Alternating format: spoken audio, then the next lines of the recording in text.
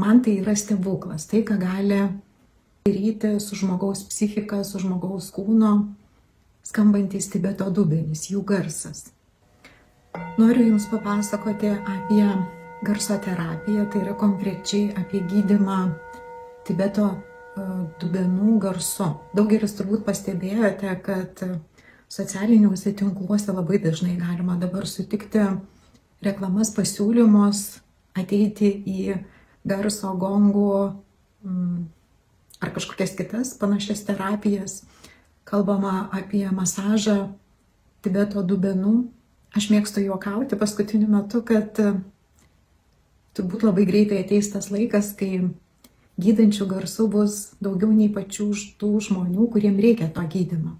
Tačiau tai nėra vien tik mados reikalas. Iš tikrųjų, man tai yra stebuklas, tai ką gali daryti su žmogaus psichika, su žmogaus kūno, skambantis Tibeto dubenys, jų garsas.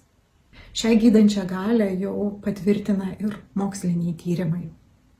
Kas vyksta, kai žmogus girdi šalia skambančius Tibeto dubenis? Mūsų protas turi tokią savybę analizuoti garsus, aplinką. Ir jeigu aplinkoje yra daug triukšmo, ar žmogaus galvoje nuolat įvairios mintys, įtampa, tai protas nenutrūkstamai analizuoja, kartu sukeldamas tokį psichikos efektą, tai yra įtampa, nerimą. Hormonai dirba režimu kovoti, veikti nuolatos. Jeigu ši būsena yra trumpam, tai kartais jinai ir turi, aišku, naudos, bet užsitęsusi ši būsena žmogus argdina. Nes žmogaus organizmui, jo psichikai reikia taip pat ir poilsio ir atsistatymo laikotarpio. Kodėl turi tą savybę Tibeto dubenis raminti protą?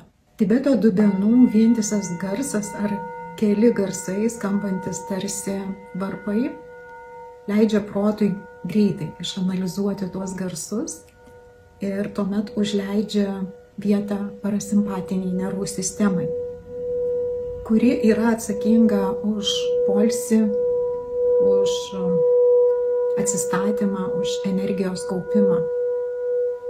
Skambant šiems garsams lėtėja širdies ritmas, normalizuojasi kraujospūdis, susitraukia bronchai, todėl atsiranda ramesnis kvėpavimas, aktyvėja virškinimas, šalinimo sistema, susiaurėja akių vyzdžiai, taip atsipalaiduoja akys, taip pat aktyvėja ląstelių regeneracija, greičiau gyja žaizdos, atsistato oda, išsiskiria hormonai atsakingi už saugumo jausmą, palaimą, džiaugsmą, pasitenkinimą, skausmo mažinimą. Tai puiki priemonė keisti žmogaus būseną iš įtampos, nerimo, nuovargio į tokią atsistatymo būseną, kada įsijungia gijimo procesas. Skirkite savo šiai terapiniai formai bent kartą į savaitę nuolatos ir jūsų natūralios gijimo galios ženkliai suaktyvės. Kviečiu į studiją Sakralus garsas, kur kartą į savaitę vyksta garso terapija ketvirtadieniais grupėje. Taip pat galite užsisakyti ir individualią terapiją. Garso terapija tai būdas išgydyti nuo kartais net galbūt ir sunkių ligų be vaistų.